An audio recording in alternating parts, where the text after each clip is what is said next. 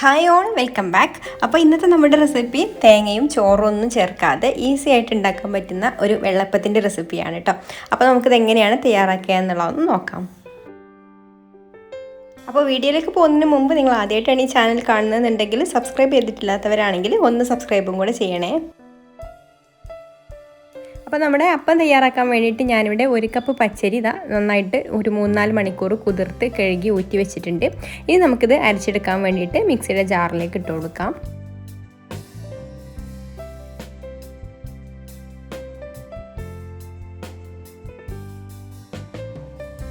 പിന്നെ നമുക്കിതിലേക്ക് വേണ്ടത് അവിലാണ്. അപ്പോൾ ഞാനിവിടെ ഒരു 5 ടേബിൾ സ്പൂൺ അവിൽ കുതിർത്തതിന് ശേഷം വെള്ളമൊക്കെ പോകാൻ വേണ്ടിയിട്ട് ഇങ്ങനെ ഊറ്റി വെച്ചിട്ടുണ്ട്.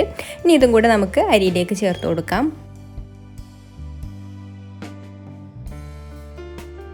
ഇനി നമുക്കിതിലേക്ക് 1 ടേബിൾ സ്പൂൺ പഞ്ചസാരയും പാകത്തിനുള്ള ഉപ്പും 1/4 ടീസ്പൂണ് ഈസ്റ്റും കൂടി ചേർത്ത് കൊടുക്കാം.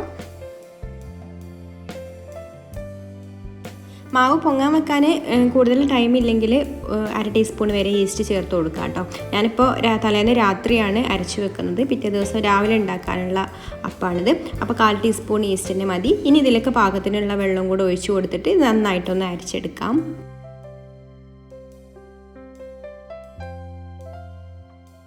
അപ്പോൾ അതാ നമ്മുടെ മാവ് ഇവിടെ റെഡി ആയിട്ടുണ്ട്. ഇനി നമുക്ക് ഇതിലേക്ക് വേറെ ഒന്നും ചേർത്ത് കൊടുക്കാനില്ല.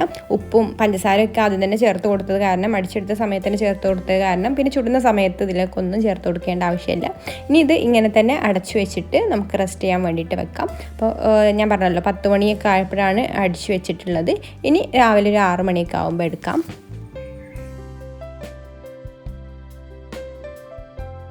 അപ്പോൾ അതാ നമ്മുടെ അപ്പത്തിനുള്ള മാവ് ഇവിടെ നന്നായിട്ട് തന്നെ പൊങ്ങി വന്നിട്ടുണ്ട്. ഈ ഒരു ലൂസിലാണ് കേട്ടോ മാവുള്ളത്. ഒരുപാട് ലൂസായിട്ടും അല്ല, എന്നാൽ ഒരുപാട് തിക്കായിട്ടും അല്ല.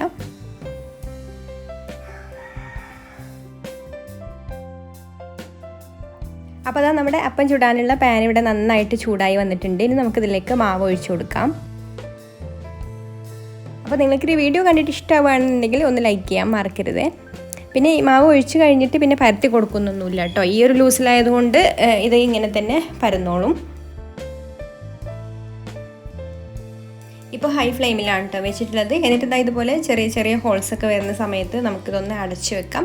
എന്നിട്ട് ലോ ഫ്ലെയിമിലിട്ടിട്ട് ഒരു 2 മിനിറ്റും കൂടെ വേവിച്ചെടുത്താൽ മതി. അപ്പോൾ ഇത്രയേ ഉള്ളൂ. നമ്മുടെ അപ്പം ഇവിടെ റെഡി ആയിട്ടുണ്ട്. ഇനി ബാക്കിയുള്ളതും കൂടെ നമുക്കിതുപോലെ തന്നെ ചുട്ടെടുക്കാം.